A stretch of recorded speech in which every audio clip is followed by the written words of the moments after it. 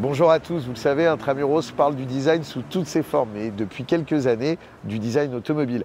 Nous avons consacré des grands dossiers à l'évolution du design Mini, du Range Rover, deux modèles qui ont créé à elles seuls un segment automobile. Et là, pour le numéro 221 d'Intramuros, nous avons décidé de consacrer de nombreuses pages écrites par Philippe Nemeth, professeur et designer automobile, à une icône de 60 ans, la Porsche 911. Merci Frédéric de me convier à ce bel événement, effectivement, de pouvoir parler de design, d'évolution de design, évolution de l'ADN stylistique entre la 911 avec deux exemplaires prêtés par Porsche France. Qu'on remercie. Donc une version originale de 71, mais c'est le design des années 60, et une version contemporaine 992, phase 1, qui est commercialisée. Les deux en version T, qui originellement la T c'était de l'entrée de gamme, désormais c'est une version un peu allégée. On essaie de gagner du poids partout, il y a notamment, on en reparlera, mais pas de dossier à l'arrière, et puis un moteur celui de la Carrera classique d'ailleurs. Et sur la version originale, c'était une version d'entrée de gamme, un petit peu moins puissante, 155 chevaux je crois, un truc comme ça. Ouais. Alors Philippe, pour bien comprendre le design de la 911, il faut peut-être les mettre en parallèle et puis surtout nous raconter l'histoire de la 911 qui est quand même une icône depuis 60 ans et qui est un dessin très caractéristique. Oui, bien sûr. Donc le dessin caractéristique de la Porsche 911, il vient de son architecture, c'est-à-dire l'emplacement du moteur qui est en porte-à-faux arrière. Donc le porte-à-faux, c'est la distance entre l'essieu et la partie la plus en arrière. Et en fait, à l'origine, c'est la Volkswagen Coccinelle des années 30 était née comme ça, le concept d'un moteur à cylindre opposé, c'est-à-dire très bas pour un meilleur centre de gravité, disposé derrière pour avoir plus de place à l'intérieur. En gros, pour simplifier, c'est la même recette qui a été utilisée sur 8 grandes générations de 911. Et la 356 également. Et la 356 qui était la première Porsche, la fameuse 356 des années 50. Et la Porsche 911, présentée en 63, commercialisée en 64, elle reprend cette architecture et toutes les Porsche 911 de différentes générations ont conservé cette même architecture, c'est-à-dire le positionnement du moteur et l'architecture du moteur. Et cette disposition en porte-à-faux arrière permet d'avoir une sportive avec des places arrière. Absolument. Donc l'habitabilité, et on parlera de l'ergonomie intérieure un peu plus tard, mais l'habitabilité a toujours été bonne. Alors évidemment, ce n'est pas une limousine, la voiture reste une voiture assez basse, assez compacte, mais effectivement 2 plus 2, et ceci est permis grâce à l'implantation à l'arrière du moteur. Philippe, qu'est-ce que tu peux nous dire sur des éléments caractéristiques du design de la 911? Alors on a cette forme avec cette découpe de la vitre de custode qui est quand même assez expressive et qu'on retrouve sur toutes les générations. Sur toutes les générations. Alors pour la petite histoire, généralement une voiture forte en termes de style, iconique, c'est une voiture qu'on est capable de dessiner en deux traits.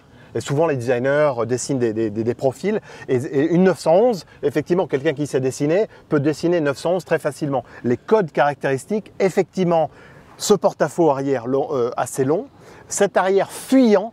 Effectivement, on a un panneau arrière assez étroit. Ensuite, bien évidemment, la face avant est caractéristique par ces deux grands phares. Alors, ils ont énormément évolué entre des formes parfaitement circulaires des anciennes.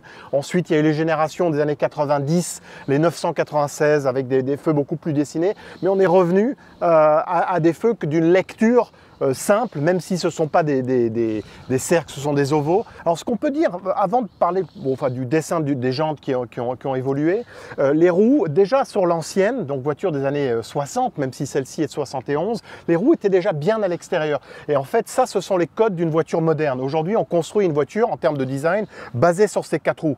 Et on n'a pas du tout, on a peu en fait d'espace, si je veux simplifier la chose. Donc cette voiture était déjà, par rapport à la largeur totale, les roues étaient déjà bien à l'extérieur et la voiture est visuellement déjà très bien posée. Très bien assise. Après, sur une voiture moderne, bien évidemment, les voies, donc en fait c'est la largeur de l'essieu, ont eu tendance à s'élargir. On a vraiment des roues qui sont affleurantes sur les passages de roues. Mais c'est quelque chose de caractéristique. Après, en termes de style, et ça, il faut l'expérience, user experience, l'expérience utilisateur, et de regarder dans le rétroviseur et voir cette surface.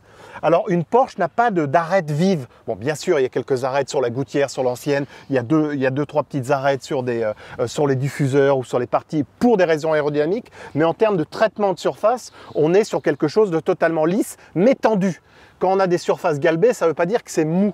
On a beaucoup de tension, même si on a aucune arête visible, aucune Alors qu'il y a fioriture. des vraies hanches qui sont bien dessinées. D'ailleurs, quand on est au volant d'une Porsche, quand on règle le rétro, on le met hyper à l'extérieur Ouais, parce que le voir. but est de voir la hanche, et c'est d'ailleurs visuellement assez satisfaisant. Ouais, tout à fait. Une Porsche a cet ADN et c'est pour ça qu'en design, on parle, que ça soit du design produit ou design automobile, on parle d'expérience utilisateur. Et effectivement, conduire une Porsche, moderne ou une ancienne, il y a cette espèce, je dirais, d'ADN d'expérience utilisateur qu'on retrouve. Et c'est... alors oui. En plus, c'est très implicite, c'est du ressenti, etc. Absolument. Et on se faisait la remarque quand nous sommes partis de chez Porsche, on se suivait. Et on se disait, on a conduit tous les deux pas mal de générations de 911, on a toujours le même feeling. Ouais. Celle-ci, la 992, je ne l'avais jamais conduite. On est monté dedans. On est chez soi. Moi, j'étais bluffé. Je n'avais pas conduit une voiture ancienne. À nouveau, elle a cette voiture à 54 ans. Elle était hyper moderne. Bon, évidemment, le passage de boîte, la boîte inversée, mais le confort est mais hyper moderne. Donc, Porsche était largement en avance sur beaucoup de domaines. Et c'était pas prévu que cette voiture dure jusque 2024 et sans doute beaucoup plus parce que la 928 des années 70 devait la remplacer parce que le marché américain était très friand de voitures un peu plus grosses avec des moteurs 8 cylindres, plus des GT pour grand tourisme. Alors, si tu le permets, Philippe, on va regarder également la 992 phase 1. Alors, la 992 phase 1, elle est remplacée dans les semaines à venir par la phase 2 qui arrive en concession, qui sera livrée aux heureux premiers clients, je crois, en fin d'année, novembre-décembre. Alors là, c'est une Carrera AT. Alors la Carrera AT, c'est pour ça que c'est sympa, on a les deux extrêmes, enfin en tout cas, on a la même dénomination à 60 ans d'écart. La Carrera AT, c'est un modèle qui est un peu épuré. On est d'accord. C'est-à-dire on a enlevé les dossiers de siège à l'arrière. C'est le moteur de la Carrera classique. Il y a une sonorisation, je pense, qui est un peu plus légère. Il y a des petits détails comme ça, avec le textile des sièges notamment. Qu'est-ce que tu peux nous en dire globalement sur cette version 992 phase 1 ? Est-ce qu'il y a des gimmicks graphiques qui sont à noter ? Moi, ce que je remarque tout de suite, et ça c'est une évolution notamment liée à l'électrique et à la recherche de CX absolue, on a ces poignées affleurantes, notamment dans les petits détails, je veux dire. Mais qui sont importantes en aéro. Bon, là, on ne parle pas de voitures électriques, mais les voitures électriques, aujourd'hui, on ne parle pas de litres au 100, évidemment. On parle de combien de kilomètres je peux perdre ou gagner. Mais une voiture thermique, c'est aussi le même souci. Donc, effectivement, des poignées affleurantes, c'est des petites choses, mais qui permettent de gagner un petit peu en CX, donc coefficient de pénétration dans l'air. Ce que je remarque ici, on voit les voitures sur les photos, on les voit dans les salons, mais ici, je remarque vraiment le pincement de la cabine. En fait, on voit, et ce qui renforce, en fait, bon, les vitres, et je m'en remarquais sur l'ancienne, avaient déjà pas mal de galbe, mais c'est relativement, le galbe, la technologie du verre permet aujourd'hui d'avoir beaucoup plus de galbe. Les voitures d'avant-guerre, avant Seconde Guerre mondiale, étaient parfaitement plates. C'est pour ça qu'on avait souvent des split windows. Mais aujourd'hui, on a un petit peu plus de flexibilité dans le verre, évidemment aussi dans le polycarbonate. Et donc, en fait, on a un arrière qui est bien sûr pincé sur le panneau, mais on voit vraiment la cabine qui est fuselée, en fait, vers l'arrière. Qui est fuselée. Alors, tout en ayant des hanches vachement larges. Voilà, mais donc, ça renforce aussi. On aurait pu effectivement avoir un peu plus de largeur aux épaules à l'arrière, mais on s'en fiche. Les places arrière sont d'appoint. En général, au-dessus de 12 ans, on ne monte pas. C'est pas très important. Donc effectivement, c'est ce qu'on peut remarquer. Bon, là, le traitement graphique qui fait penser au 11 de 911 était assez... j'avais pas pensé, vois-tu. Si, mais ça vient de là, l'inspiration en fait graphique. Donc ça, c'est le feu stop, évidemment. Voilà. Et ce qui est caractéristique, que j'ai pas évoqué dans l'ancienne, bien sûr, c'est cette grille. C'est la grille. Cette fameuse grille qu'on ne retrouve pas sur le côté. Souvent, sur des voitures moteur central, comme une Boxster, on a des entrées d'air pour refroidir le moteur. Donc nous en parlions tout à l'heure, ça c'est une 992 phase 1. On montre d'ailleurs dans le prochain Intramuros, que je vous recommande fortement, où il y a un grand dossier 911 avec l'analyse de Philippe et toutes les générations bien illustrées. On voit que la phase 2 a un traitement de l'arrière assez différent, qu'à titre personnel, pour en avoir parlé beaucoup avec toi, notamment lors de la présentation de la phase 1, est beaucoup plus heureux, plus léger, mieux étagé, je trouve. Tu peux nous en parler un peu ? Oui, alors les faces avant ou les faces arrière, on peut presque les traiter graphiquement, c'est-à-dire qu'on on dispose des éléments, les phares. Alors à l'avant, c'est très important. On essaie d'avoir les feux le plus à l'extérieur possible, sinon c'est un peu comme le regard humain, ça peut donner un regard. Un peu. Voilà. À l'arrière, c'est pareil. On a les échappements, on a les feux. Donc en fait, on peut un petit peu gérer presque en 2D. Mais toujours est-il que la plus grosse différence qu'on voit qui est frappant, c'est le positionnement de la plaque de police qui est remontée. Je pense qu'il y avait des raisons aérodynamiques d'avoir un diffuseur qui monte un petit peu plus haut. L'idée en fait en aéro, c'est d'avoir en fait l'œuf et la forme parfaite et d'avoir en fait un arrière le plus fin possible. Alors Philippe, on va le voir en étant à bord de ces deux générations, on l'a dit, très distantes dans le temps, mais il y a une vraie filiation dans le design intérieur et puis l'UX, l'expérience utilisateur d'une 911.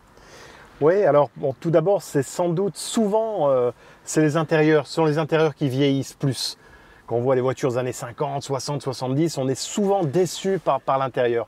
Alors ce qui est particulier avec la 911, c'est qu'effectivement, comme tu le disais, il y a une filiation entre toutes les différentes générations. Et en fait, le principe de base, le moteur, ce qui a dicté en fait le design de cette voiture, c'est avant tout l'ergonomie.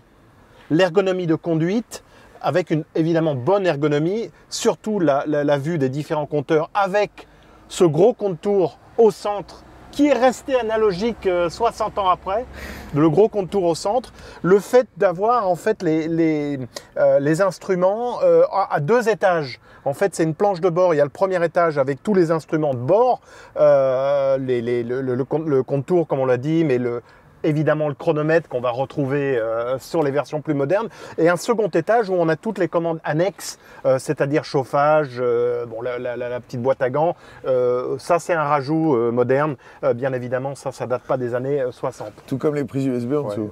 Tout comme les prises USB. Donc ça, c'est un premier point. Donc il n'y avait pas de console centrale sur cette génération, c'est venu après.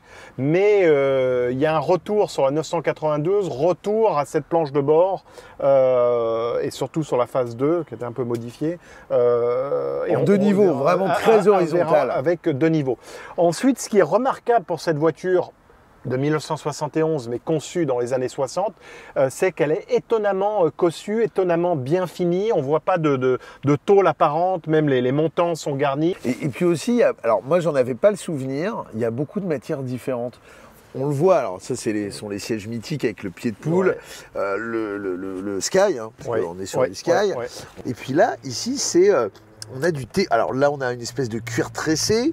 Ouais. On a l'effet de l'autre côté, je ne sais pas si on le voit, mais on le verra tout à l'heure. On dirait du métal guilloché. Là encore, c'est un textile. Ouais.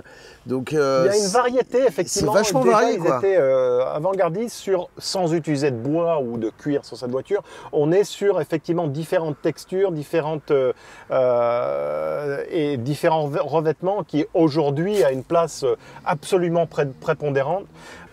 Mais si on devait résumer un petit peu l'intérieur de cette Porsche 911 de 1971, dessin des années 60, c'était hyper moderne. Si on regarde des voitures anglaises ou françaises en termes d'ergonomie, toutes les commandes sont comme sur une voiture moderne. Les clignotants, le fait de tout voir, c'était Il n'y a pas beaucoup de boutons en fait. Il y a une bonne gestion des commodos comme une gestion, effectivement, c'est ça qui était le moteur, c'est ça qui a dicté en fait le design. Et là, au volant de la 992, ça illustre absolument ce que tu disais, cette filiation. On voit bien les 2 niveaux. Et je trouve qu'on le voit d'autant plus sur la 992 que sur les générations précédentes qui avaient le PCM, donc l'outil de navigation, d'infodivertissement, qui était au format 4/3, donc qui crée une console centrale un peu plus verticale. Là, c'est très horizontal. Et puis quelque chose que je n'avais pas remarqué en la conduisant tout à l'heure, c'est la forme des écrans annexe qui reprend la courbure de la toute première. Et c'était pas le cas non plus sur les 991 et 997. Mais effectivement, on retrouve d'abord une ergonomie hyper soignée. Ce contour, mais qui est vraiment emblématique, iconique des Porsche 911. Au milieu, donc. Au milieu. Bon, le chronomètre s'est déplacé, mais il est quand même là. C'est quand même sans doute la seule voiture qui a toujours eu un chronomètre, même si ici, effectivement, on n'est pas forcément dans une voiture qui va faire du circuit tous les jours. On est sur 2 niveaux, donc une planche horizontale horizontale, mais qui malgré l'écran, enfin je dis malgré parce que esthétiquement, souvent les écrans dénaturent un petit peu l'intérieur. Après, il y a une autre approche à la Tesla où l'écran est central, mais là c'est une architecture intérieure qui est complètement différente. Qui est construite autour de l'écran. Qui est construite autour de l'écran, comme tu dis. Mais ici, effectivement, il y a une belle intégration, mais d'une manière générale, le travail hyper intéressant pour les designers depuis une dizaine, voire quinzaine d'années, c'est la gestion digitale mécanique.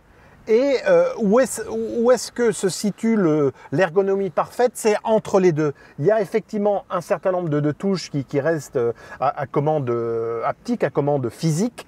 Et évidemment, il y a une intégration qui se fait, je trouve, de façon hyper subtile de tout ce qui est digital. On voit le compteur de vitesse et un certain nombre d'écrans annexes sont évidemment personnalisables comme sur d'autres voitures modernes. Mais c'est une synthèse du design Porsche, c'est-à-dire que ça évolue sans jamais perdre son utilisateur habituel.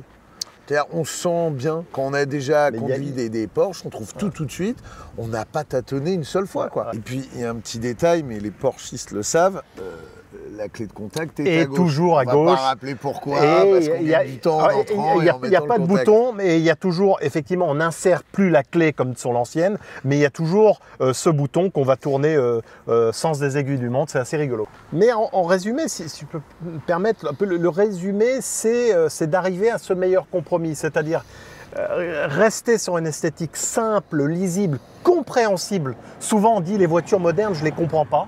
Enfin, peut-être les conducteurs un peu plus âgés.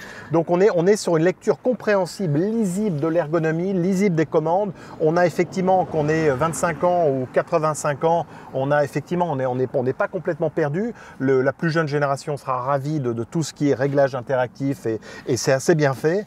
Et les conducteurs plus classiques retrouveront toute leur marque. Et ça, c'est je pense, le génie de faire évoluer un design d'un point de vue forme, style, mais également ergonomie, contrôle, commande, etc.